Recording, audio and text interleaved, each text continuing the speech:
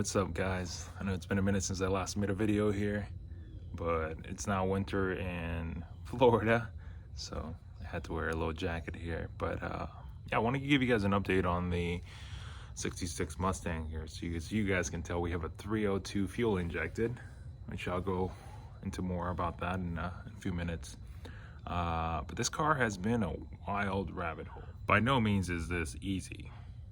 It's quite challenging, especially since I don't have time to do all of this. Working my 9 to 5. I'm working on this car on my off time, and I just recently brought the engine in from my brother's house. He helped me get it in there. I'll throw in a few photos. But I wanted to tell you guys a story on how we secured this 302. After months of searching, I ended up finding a 95 GT Mustang go-kart that had the 302 fuel injector with a standalone that a kid had made, along with the 5.0 T5. Everything shifts well. The car ran. The car shifted well. Obviously needed some love, but I'll insert some clips here so you guys can see. I haven't turned it on in so long, but it should turn on first try. It's never failed me.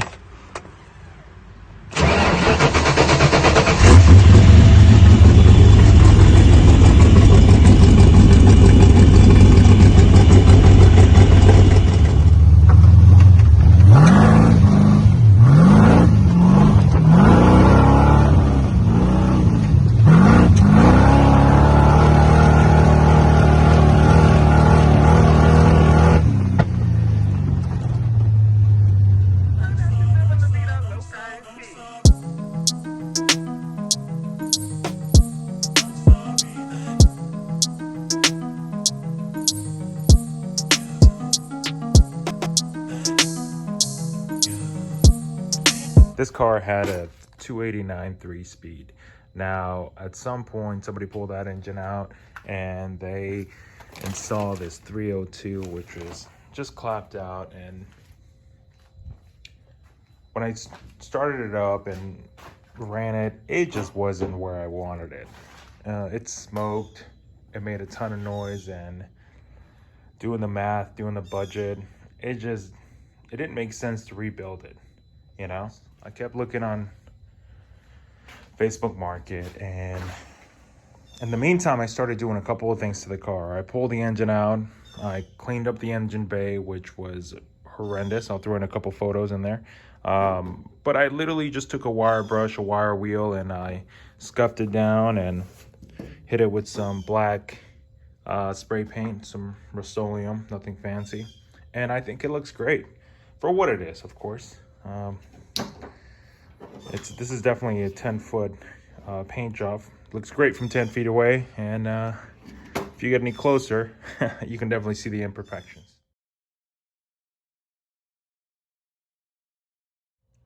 The car has no oil leaks. It came with power steering, which I did take off.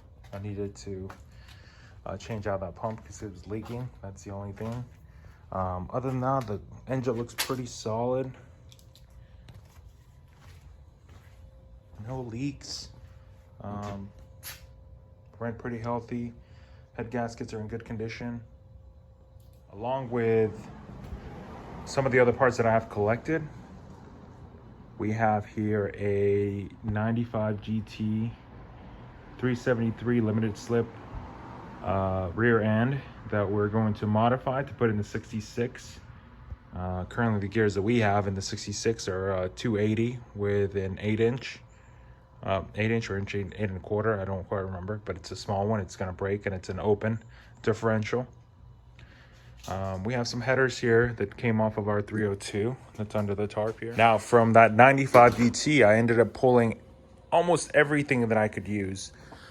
And I mean, it's been quite a mess here because I've been just throwing parts in here, taking the 95 apart and just throwing all the parts in here, just storing them.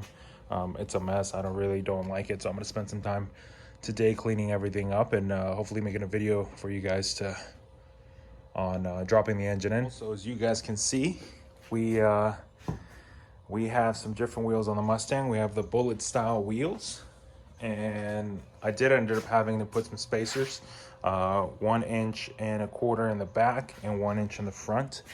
I know some of you are probably against running spacers, but for right now, this works perfect for me. I'm not really planning on doing any burnouts, so we'll see. We'll get there. We'll cross that bridge when we get there. Again, for now, I just wanted to give you guys an update on this car, on the 66. There's still so much work to do. Some days it's overwhelming. Some days in my head I feel like I can get this done in a weekend, but unfortunately I just don't have the time right now, so I'm doing it on my off days, and hopefully we can get this car running in a couple of months. That's really my goal. In my head I've set aside an entire year to get this car finished. I should say finish and driving, not perfect, but just finish and driving. So who knows, but for now I'm just trying to enjoy everything and do as much research as possible and have some fun, which, you know, I suggest you guys do the same. This is really my dream to restore, modify, and drive a classic car. There's something about a classic car, classic muscle car, that just makes me feel different than driving a new muscle car. And I think some of you guys can relate. So hope to have this car finished pretty soon. I'll be making a couple other DIY videos on some of the stuff that I'm gonna do in order to get this car running. If you guys have any questions, any suggestions, if you guys have done the swap, please feel free to drop some comments, some suggestions, and I would really appreciate it. And, you know, let's collab, let's talk, and let's get this build done. Thanks, guys.